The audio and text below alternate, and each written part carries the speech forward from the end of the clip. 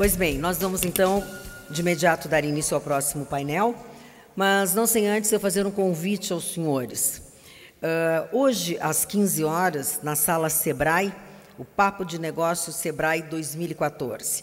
Turismo agora é bola na rede e negócio fechado. Então fica aqui o convite para as 15 horas. E o nosso próximo painel tem o título de Planejamento e Gestão. Eu quero convidar ao palco a mediadora deste painel, Maria Luísa Mendes, redatora-chefe da revista Exame PME, por favor. E também os painelistas. Deixar que ela chegue aqui para recebê-los. Carlos Alberto dos Santos, diretor técnico do Sebrae Nacional, por favor. E Adilson do Nascimento Anísio, diretor de Micro e Pequenas Empresas do Banco do Brasil.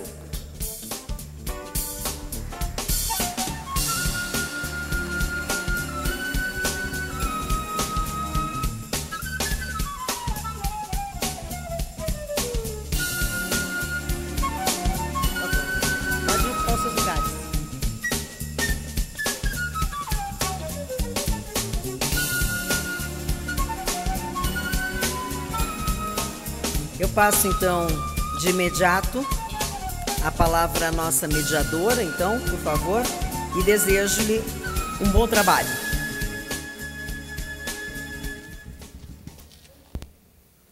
Está aberto, está aberto. Deve estar. Alô? Isso. Bom dia a todos, muito obrigado por terem vindo, obrigada pelo convite que fizeram para mim, é uma honra estar aqui. A revista Exame PME tem muito orgulho de representar os anseios dos empreendedores desse país, de apoiar o crescimento deles, e eu acho muito importante um fórum como esse para discutir os problemas, para trocar ideias e também para fazer um networking. Eu queria fazer duas observações. Uma é com relação ao ministro Afife. Quando eu trabalhava na Veja, isso lá nos anos 80, eu entrevistei diversas vezes para matérias sobre comércio, e ele fala muito bem, né? Argumento da força, força do argumento, eu acho ele o máximo. A outra coisa, cadê a mestre de cerimônias? Cadê você? A outra coisa é, vocês viram o sapato dela? Não, mostra o sapato. Mostra o sapato. Então, foi o empreendedor que fez, certamente. Não, Asclen, isso. Eu falei isso porque uma coisa que eu acho muito interessante é assim, vocês já pensaram que todo mundo começou pequeno? Todos vocês aqui podem ser grandes empreendedores no futuro. Eu acho que tem que pensar grande, tem que entrar em cadeias produtivas que se desenvolvam, que sejam importantes, e que levem para frente o futuro desse país, né? Bom, nós vamos ter duas apresentações, depois um tempo para perguntas. Façam perguntas, por favor. Aproveitem essa oportunidade. Vamos primeiro fazer... Primeiro é do Carlos. Primeiro é do Carlos Alberto dos Santos, ele é diretor técnico do Sebrae Nacional e tem uma apresentação para fazer sobre o assunto. 20 minutos, mais ou menos.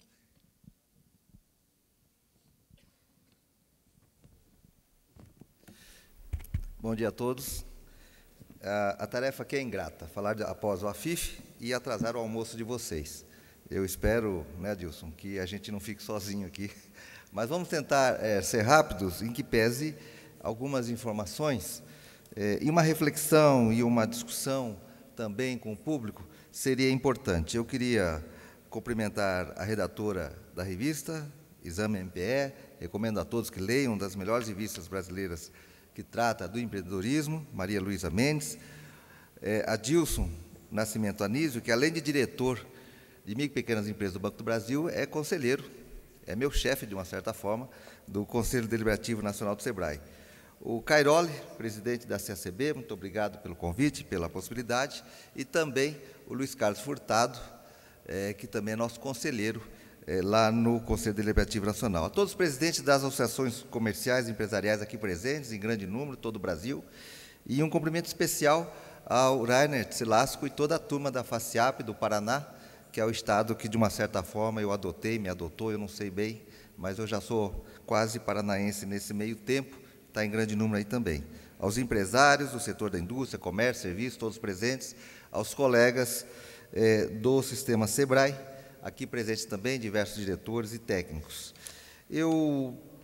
Como eu disse, eu trago algumas reflexões e vamos tentar discutir um pouco o momento atual, as perspectivas, a partir um pouco do papel do SEBRAE, mas fundamentalmente do associativismo empresarial, das associações comerciais e das possibilidades. Vamos ver se isso aqui funciona, deve ser para algum lugar. Aí. Então, a gente mostra essa foto, eu mostrei para um amigo outro dia, e ele é muito chistoso, ele disse, eu tenho um jeito de derrubar o grande lá. Todo mundo, mesmo grande, tem um ponto fraco, aí ele explicou como, eu não vou explicar aqui, vocês devem imaginar, né? O porquê dessa figura? Eu acho que é uma piada, né? Ele é do Havaí, ele é um dos grandes campeões do sumô, que é uma tradição japonesa milenar, não é? Que é algo curioso também, porque ele não é um japonês de origem, mas às vezes é o sentimento que a gente tem, às vezes é o sentimento que está empurrando, e a coisa é muito grande, é muito difícil. E isso é verdade, Nós poderíamos ficar aqui falando de dificuldades e problemas, e poderíamos falar, e teríamos esse sentimento de estar lutando contra algo que é muito maior do que a gente. E vamos fazer de outra forma. Vamos verificar caminhos, possibilidades, perceber os processos, perceber onde estamos, para onde vamos, que eu creio que essa figura, ela não representa mais, já foi muito assim no passado, o momento que nós estamos vivendo hoje no Brasil. Algumas reflexões, algumas sugestões, e o primeiro, que eu acho que é importante, esse quadro é conhecido, é a quantidade. É algo impressionante, nós temos aí uma previsão de que no ano de 2022 serão 13 milhões de empresas no regime do Simples. Hoje, 2014, nós já estamos aí na ordem de 8 milhões e meio. Se acrescentarmos a agricultura familiar, a pequena propriedade agrícola, o pequeno produtor, mais 4 milhões e meio, nós estamos falando de 13 milhões de unidades produtivas, 13 milhões de empresas. É um número enorme, gigantesco. Nós, do SEBRAE, sempre falamos muito das quantidades. Esse ano, 2014, serão cerca de 2 milhões de CNPJs distintos que serão atendidos, mas eu sempre lembro aos colegas do sistema de que nós somos grandes, o SEBRAE é muito grande, mas o desafio ainda é muito maior. Nós temos que lembrar que, quando atendemos 2 milhões, só no ambiente urbano nós teríamos alguma coisa como mais de 8 milhões, né? Então, a gente trabalha na faixa de 20% a 25% do universo. Mas uma coisa também importante que eu queria compartilhar com vocês aqui, uma opinião minha pessoal, de que esse número ele é pequeno, ele não é grande. Eu fiz um cálculo agora há pouco, e nós temos hoje, com 13 milhões, colocando toda a agricultura familiar junto, nós temos alguma coisa como 6,5% da população brasileira, 6,5% dos brasileiros à frente de um negócio. Isso é muito pouco, Não é absurdo imaginarmos 10%. E 10% seriam 20 milhões, porque nós já somos um país de 200 milhões de habitantes. Em alguns países isso chega a 18%, 15%. Então, eu creio que essa projeção é a projeção baseada no que nós temos hoje, mas eu imagino, eu espero, e todos aqui certamente concordam comigo, que essa projeção vai ser ultrapassada, vai ser mais do que isso, a depender de modificações, de mudanças do ambiente de negócios, como o ministro Afif colocou, e o caminho está dado, o caminho está muito bem planejado, e o que vai acontecer dia 9 é fundamental. Aqui nós temos 500 mil pequenas empresas, empresas de pequeno porte, 540 mil, que se mantém estável. Tem que aumentar o número de empresas de pequeno porte em nosso país. E aí tem aquela história, vamos aumentar então a faixa de enquadramento. Naturalmente que tem que aumentar a faixa de faturamento. 3 milhões e 600 mil é pouco, em especial para o setor da indústria. Mas é mais do que a faixa de enquadramento, porque não faz sentido, quando eu faturo R$1 a mais do meu enquadramento, eu saio da tributação do Simples Nacional, que é bastante interessante, favorecida, e caio na tributação de toda e qualquer outra empresa, por causa de R$1. Qual seria a lógica? Os primeiros 3.600.000 eu tributo como simples, e esse R$1 adicional eu tributo como uma empresa que não está no simples. Só o que eu agrego ali, para evitar, entre outras coisas, o fenômeno, muitas vezes, de ter que abrir outros CNPJs para continuar dentro do simples. Isso aumentando custos, isso não contribui para a eficiência, isso não é bom para as empresas, isso não é bom para o país. Mas nós temos aqui, então, uma grande chance, uma grande oportunidade de mudança do país a partir do empreendedorismo. E, falando nisso, a gente tem um número também que mostra que o Brasil não é diferente dos outros países, não é diferente da Itália, da Espanha, do Reino Unido, da Alemanha. Pequenos negócios em todo e qualquer país é a grande maioria das empresas, passa de 90%. Por que eu acentuo isso? Porque muitas vezes se imagina que pequenos negócios é um fenômeno do subdesenvolvimento, do atraso, é coisa ruim. Com desenvolvimento, com crescimento, vai diminuir o número de pequenas empresas. Não irá diminuir o número de pequenas empresas, elas irão aumentar no seu número. O que nós temos que conversar é sobre a geração de emprego, e aqui nós temos o mesmo fenômeno. O Brasil, certamente, 60%, esse dado é mais antigo, mas isso acontece também em todos os países. É o setor empresarial de pequeno porte que gera emprego em qualquer economia. Não é novidade, não é o caso brasileiro. O que o caso brasileiro diferencia desses países da União Europeia, países de alta renda, poderíamos ter aqui o México, a Argentina, a Austrália, outros países, não seria muito diferente? O que diferencia o Brasil desses países na comparação é o pequeno participação no valor adicionado ao PIB. Traduzindo, a pequena produtividade dos negócios, dos pequenos negócios no nosso país. Veja que na Itália chega a mais de 50% do PIB, na Espanha 50%, na França 40%, no Reino Unido 35%, na Grécia 55% e por aí vai. Então nós temos muitas empresas, muitos empregos e baixa contribuição ao PIB. Muita gente trabalhando com baixa produtividade.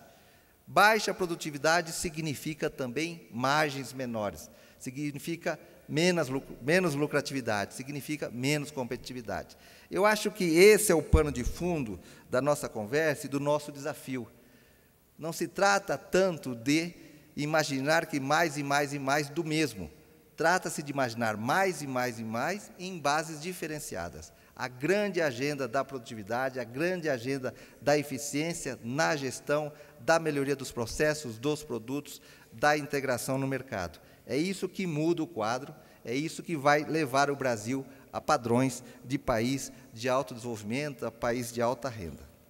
Mas as notícias são boas. Nós temos aqui a última pesquisa Gini, 2013, que mostra novas empresas estão sendo criadas em larga escala na juventude. 50% de todos os novos negócios estão sendo abertos por pessoas de até 34 anos.